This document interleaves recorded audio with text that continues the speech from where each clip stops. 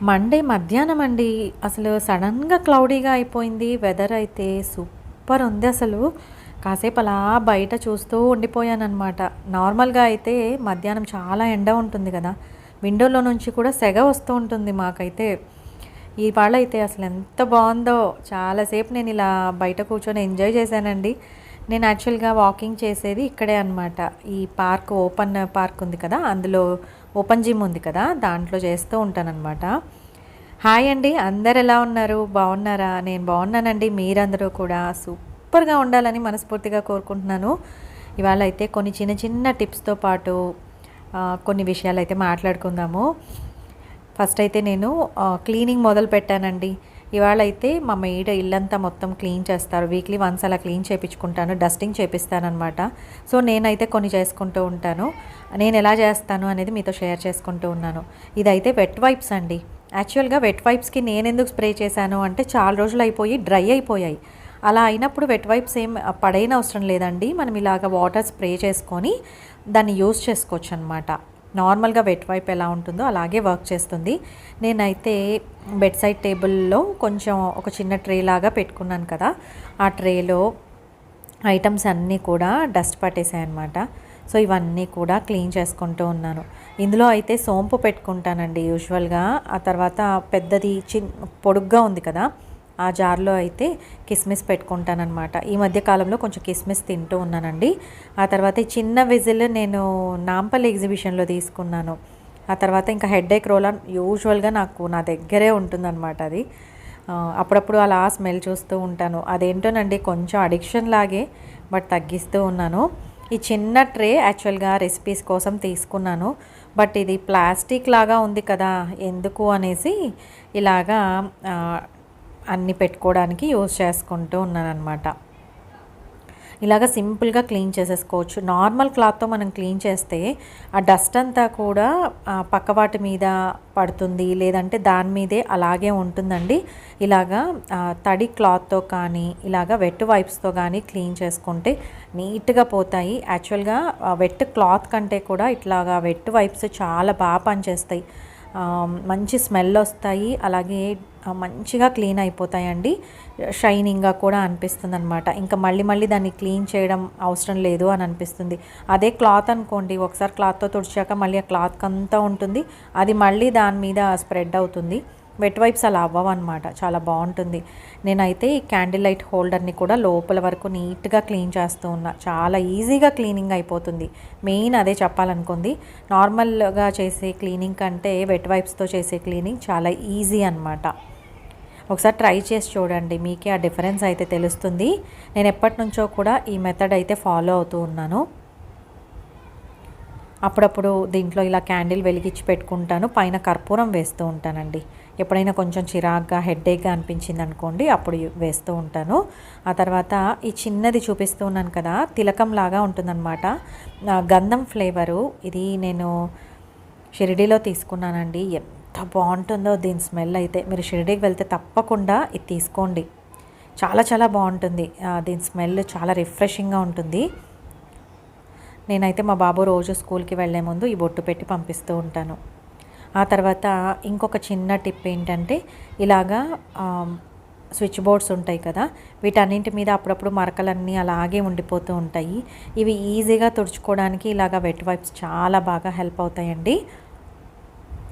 ఎంతగా మరకలున్నా కూడా మనము ఈజీగా క్లీన్ చేసేసుకోవడానికి ఈ వెట్ వైప్స్ అనేవి బాగా హెల్ప్ అవుతాయి. అలాగే చిమ్నీ పై భాగంలో కూడా మనం ఈ వెట్ వైప్స్ యూస్ చేయొచ్చండి. నేను నెక్స్ట్ కమింగ్ వీడియోస్లో చూపిస్తానులేండి. అది కూడా నేను యూజువల్గా అలాగే చేస్తూ ఉంటా. బాగా జిడ్డు పట్టేసినవైనా కూడా వెట్ వైప్స్తో ఈజీగా పోతాయి.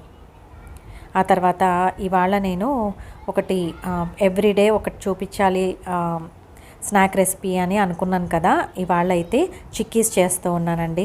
మీకు ఆల్రెడీ ప్రీవియస్ వీడియోస్లో కొబ్బరి లడ్డు చేసి చూపించాను, నువ్వుల లడ్డు చేసి చూపించాను. ఇవాళ అయితే చిక్కీస్ చేసి చూపిస్తూ ఉన్నాను. సూపర్ టేస్టీగా కుదురుతాయి. నేను చెప్పినట్టు ఎగ్జాక్ట్గా అలాగే మెథడ్ ఫాలో అయిపోండి. ఫస్ట్ టైం చేసే వాళ్ళకైనా కూడా చాలా బాగా కుదురుతుంది. సూపర్ టేస్టీగా కూడా ఉంటుంది. ఇలాగా ఫస్ట్ అయితే వేరుశనగకాయలు బాగా వేపేసుకొని ఇలాగా క్రష్ చేసేసి పొట్టంతా తీసేయాలి. పొట్టు తీసేస్తేనే బాగుంటుందండి, లేకపోతే అంత బాగుండదు. అందుకనేసి పొట్టు అయితే తీసేసుకోవాలి. ఇలాగ అన్నామంటే మనకి ఫ్రంట్ పైప్కి అంతా పొట్టు వచ్చేస్తుంది, ఈజీగా సపరేట్ చేసేసుకోవచ్చు. ఇలాగా పొట్టు సపరేట్ చేసిన తర్వాత ఇవన్నీ మొత్తము ఇంకా చిన్నగా కావాలి అనుకుంటే వేరుశనగకాయలు మనం మిక్సీలో కూడా లైట్గా క్రష్ చేసుకోవచ్చు. నేనైతే ఈ సైజులో ఉండేలాగా ఇప్పుడు ఈసారికి చేస్తూ ఉన్నాను. నెక్స్ట్ టైం క్రష్ చేసి చేద్దాం అనుకున్నానండి. ఆ తర్వాత ముద్ద బెల్లం యూజ్ చేస్తాను. ముద్ద బెల్లంని కూడా ఇలాగా చిన్నగా చాప్ చేసుకుంటూ ఉన్నానన్నమాట. ఎప్పుడైనా ఇలా ఖాళీగా ఉందనుకోండి, బెల్లాన్ని ఇలాగా చిన్న పీసెస్గా చేసుకొని కంటైనర్లో పెట్టేసుకుంటాను. నేను యూజువల్గా సాంబార్లోకి రసంలోకి వేస్తానండి, దానికోసం యూజ్ చేస్తూ ఉంటాను.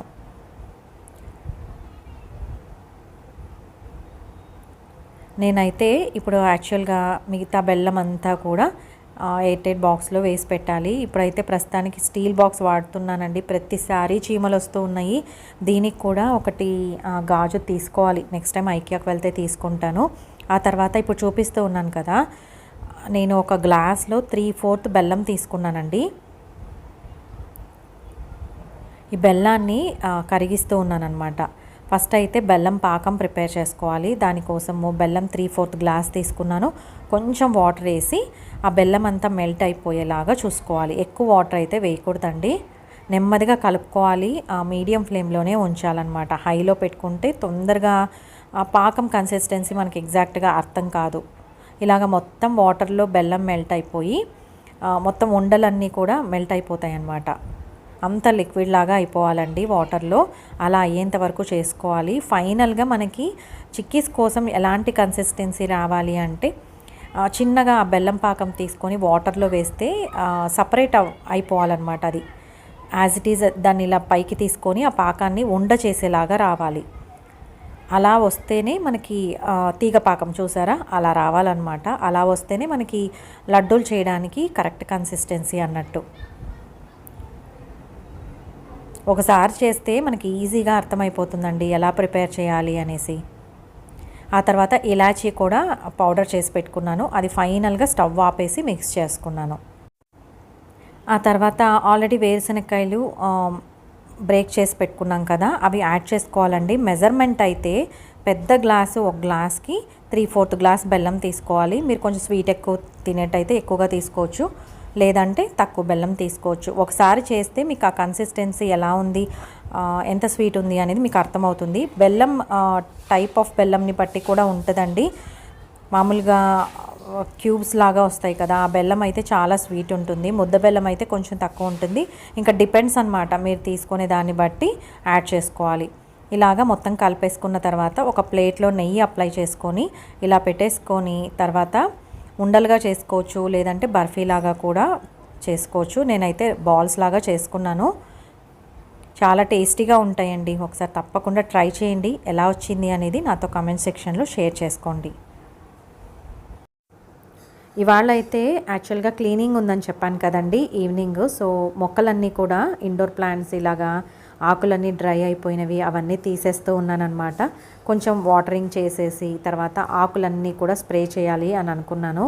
ఎందుకంటే ఇంకా పనిలో పని అన్నీ అయిపోతాయన్నమాట. ఏదైనా క్లీనింగ్ ఉన్న రోజు నేను ఇంకా ఏమైనా కప్బోర్డ్స్ లోపల ఏమైనా ఉన్నా అవన్నీ కూడా క్లీన్ చేసేసుకుంటూ ఉంటాను. ఏమైనా పెండింగ్ వర్క్స్ క్లీనింగ్ పనులు ఏమైనా ఉన్నా కూడా అవన్నీ నేను కంప్లీట్ చేసేసుకుంటానండి. అప్పుడైతే ఇంకా ఈవినింగ్ మెయిడ్ వచ్చి అన్నీ క్లీన్ చేసి ఫ్లోర్ క్లీన్ చేసి వెళ్ళిపోతారు. అప్పుడైతే ఇంకా నాకు చాలా చాలా హ్యాపీగా ప్రశాంతంగా అనిపిస్తుంది అనమాట. ఇల్లంతా నీట్గా అయిపోయిన ఫీలింగ్ వచ్చేస్తుంది. సో అప్పుడు ఏం చేస్తానంటే ఇంకా ఈవినింగ్ పూజ చేసేసి కాస్త సాంబ్రాణి వేసుకుంటాను. ఆ స్మెల్కి ఇంకా బాగా అనిపిస్తుంది నాకు. కొత్త ఇల్లులాగా అయిపోయిందేమో అన్న ఫీలింగ్ అండి మైండ్లో. నిజంగా అంత కాదు కానీ పైన క్లీన్ చేసుకున్నా కూడా ఇలా చిన్న చిన్న పనులు చేసుకున్నప్పుడు ఇంకా బాగా అనిపిస్తుంది అనమాట. సో ఈ ఆకులన్నీ కూడా ఇలా ఫ్రెష్గా కనపడుతూ ఉంటే బాగుంటుంది కదా చూడ్డానికి, అలా అనమాట. అంతే, ఇలాంటి పనులు చేసుకోవడం నాకైతే తెగ ఇంట్రెస్ట్ అండి. ఇంటిని డెకరేట్ చేసుకోవడము ఇవన్నీ కూడా నాకు చాలా ఇష్టం. ఇండోర్ ప్లాంట్స్ పెట్టుకోవడము చాలా చాలా ఇష్టము. సో ఈ మనీ ప్లాంట్ కూడా అంతే, చాలా ఈజీగా పెరుగుతుంది. యాక్చువల్గా ఈ మనీ ప్లాంట్స్ మనకి ఐకియాలో దొరుకుతూ ఉన్నాయి. 60 రూపీస్ అనుకుంటానండి. చాలా బాగుంటాయి, అసలు పాడవవు అనమాట. మనం ఇంట్లో పెట్టుకున్న బయట నాటినా కూడా చాలా బాగా పెరుగుతాయి. మీరు ఎప్పుడైనా వెళ్తే తప్పకుండా తీసుకోండి మనీ ప్లాంట్. ఆ తర్వాత ఈ జెడ్ ప్లాంట్, ఇదైతే ఎప్పుడో తెచ్చుకున్నాను కదా, ఇది కూడా పాడవలేదు. చాలా ఈజీగా సర్వైవ్ అయిపోతుంది. అది ప్రాబ్లం ఏముండదు మనకి. జస్ట్ వాటరింగ్ అనేది చూసుకొని వేయాలి, ఎక్సెస్ వాటర్ అనేది వేయకూడదండి, అంతే. అలాగన్నీ చూసుకొని ఎండుటాకులన్నీ తీసేసి స్ప్రే చేసేసాను. ఆ తర్వాత మనీ ప్లాంట్ బయట ఒక మొక్క ఉందండి, దానికి పొడుగ్గా తీగ వచ్చేసిందనమాట. నేను అక్కడక్కడ కట్ చేసుకొని వచ్చి ఇలాగా దీంట్లో వాటర్ వేసి పెట్టేశాను. ఈ మనీ ప్లాంట్స్ యాక్చువల్గా అక్కడక్కడ మనకి రూట్స్ వస్తూ ఉంటాయన్నమాట. దానికి ముందు భాగం కట్ చేసి వాటర్లో పెట్టుకోవాలండి. ఇలా పెట్టాక మనకి 1 మంత్కి అంతా కూడా రూట్స్ అనేవి డెవలప్ అయిపోతాయి. అప్పుడు మనము పాట్లో సాయిల్ వేసి నాటుకోవచ్చు కూడా, ఈజీగా సర్వైవ్ అవుతాయి అన్నమాట. డైరెక్ట్గా మనం కట్ చేసేసి సాయిల్లో పెడితే అంత తొందరగా అవి పెరగవండి. ఒక్కోసారి ఎండిపోతాయి అన్నమాట, ఎండిపోయి చనిపోతాయి. ఈజీగా మనకి ప్రతి స్టెమ్ కూడా ఒక ప్లాంట్ అవ్వాలి అని అనుకుంటే ఈ చిన్న మెథడ్ ఫాలో అయిపోండి. ఫస్ట్ రూట్స్కి ముందు భాగం కట్ చేసి వాటర్లో పెట్టి ఒక 1 మంత్ తర్వాత రూటింగ్ అనేది డెవలప్ అయిన తర్వాత సాయిల్లో నాటి పెట్టండి, చాలా బాగా పెరుగుతాయి. నేనైతే అదే టిప్పే ఫాలో అవుతూ ఉన్నాను. ఆ తర్వాత మా డైనింగ్ ఏరియాలో ఇలాగా బుద్ధునిది పెట్టుకున్నానండి, చిన్న పాట్.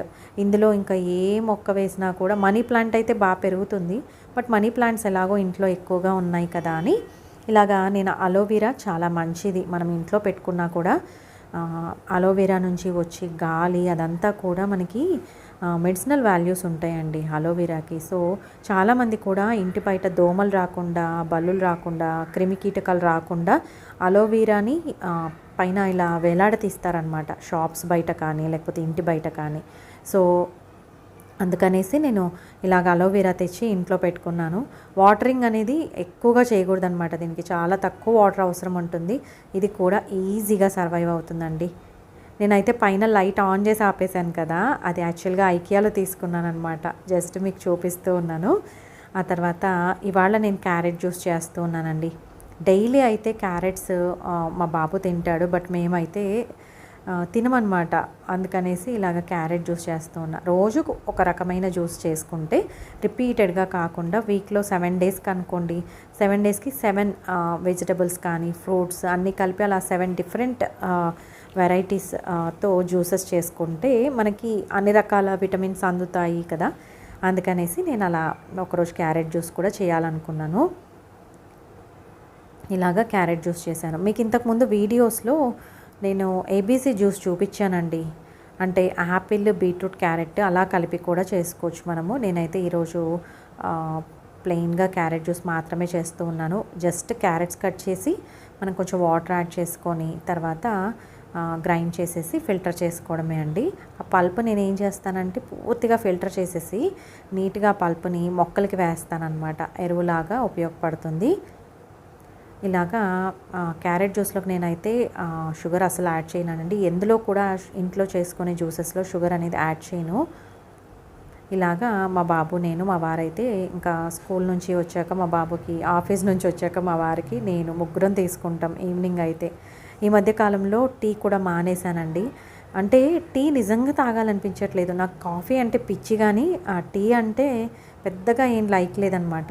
సో అందుకనేసి ఇవాళ అయితే టీకి రీప్లేస్మెంట్గా ఇలాగా ఏదో ఒకటి వేడిగా తాగాలని అనిపిస్తుందండి. ఇంకా డైలీ అలవాటు ఉన్నప్పుడు ఆ టైంకి ఏదో ఒకటి వేడిగా వాటర్ అయినా తాగాలనిపిస్తుంది. అందుకోసము ఇలాగా నిమ్మాకులు మా వారు మార్నింగ్ గార్డెన్కి వెళ్ళారనమాట. వెళ్ళి ఫ్లవర్స్ కోసుకొని వచ్చినప్పుడు నిమ్మ ఆకులు కూడా తెచ్చారు. ఈరోజు ఈవినింగ్ కషాయం చెయ్యి అనేసి. సో అలాగా నిమ్మ ఆకులతో టీ చేసుకుంటూ ఉన్నానండి. ఇందులోకి ప్లెయిన్గా నిమ్మాకులు ఎందుకులే అని ఇలాగ వాము, సోంపు, జీలకర్ర కలిపిన వేయించి పొడి కొట్టిన పౌడర్ని యాడ్ చేస్తూ ఉన్నాను అనమాట. యాక్చువల్గా ప్లెయిన్గా ఇలాగ నిమ్మాకులు వేసుకొని కషాయం లాగా చేసుకొని తాగండి, నిజంగా చాలా బాగుంది తెలుసా. నేను ఫస్ట్ టైం నిమ్మాకులతో ఇలాగా చేయడము. గ్లాస్లో అయితే కొంచెం హనీ తీసుకున్నాను లైట్గా, ఇది ఆప్షనల్ అండి, హనీ వాడచ్చు, లేకపోతే ప్లెయిన్గా కూడా ఆ వాటర్ తీసుకోవచ్చు మనము. ఇలాగ ఈ స్టీల్ ఫిల్టర్ ఉంది కదా, ఇది కషాయాలకి చాలా బాగా హెల్ప్ అవుతుంది నాకు. నార్మల్ ఫిల్టర్స్ నాకు పెద్దగా నచ్చట్లేదండి, అవి కొద్ది రోజులకి పాడైపోతాయి, ఒకలాంటి స్మెల్ వస్తాయి. అందుకనేసి ఇలాంటివి ప్రిఫర్ చేయడం బెస్ట్ అని అనిపిస్తుంది. ఇలాగా జస్ట్ ఫిల్టర్ చేసేసి వేడి వేడిగా తీసుకున్నాము. ఆ లెమన్ ఆకులో ఉన్న ఫ్లేవర్ అంతా కూడా వాటర్లోకి వచ్చిందనమాట. చాలా బాగుంది, చాలా రిఫ్రెషింగ్ టీ లాగా అనిపించింది నాకైతే. ఆ తర్వాత ఇంకా నైట్ చెప్పాను కదా, ప్రతిరోజు కూడా మా వారు నేను వాకింగ్ చేస్తూ ఉన్నామండి. జస్ట్ 2.5 కిలోమీటర్స్ అలా చేస్తూ ఉన్నాం ప్రస్తుతానికి. ఇప్పుడైతే ఒక 35 to 40 మినిట్స్ చేస్తూ ఉన్నామండి. 1 అవర్ వరకు పెంచుకోవాలి అని అనుకుంటూ ఉన్నాము. కానీ నాకు ఫేవరెట్ టైం అయిపోయింది తెలుసా నిజంగా ఈ వాకింగ్ టైం అనేది. ఎందుకు అంటే ఎస్పెషల్లీ మా వారితో కలిసి ఇలా వాకింగ్ చేస్తూ మేము కబుర్లు చెప్పుకుంటున్నాము, కాస్త క్వాలిటీ ఆఫ్ టైం అనేది ఇద్దరం స్పెండ్ చేస్తున్నామని చెప్పాలండి. అలా చల్లగాలికి అలా తిరుగుతూ ఉంటే మాట్లాడుకుంటూ కబుర్లు చెప్పుకుంటూ చాలా బాగా అనిపిస్తుంది మాకైతే. నిజంగా నిద్ర కూడా చాలా ఫాస్ట్గా పడుతూ ఉంది, మంచి నిద్ర కూడా వస్తూ ఉందండి. ఒకసారి మీరు ఇలాగా డైలీ వాకింగ్కి ట్రై చేయండి, చాలా మంచి చేంజెస్ మీరు చూస్తారు. అంతేనండి, మరో మంచి వీడియోతో మీ ముందుకు వస్తాను. అంతవరకు సెలవు. సర్వేజన సుఖినో భవంతు. Thank you.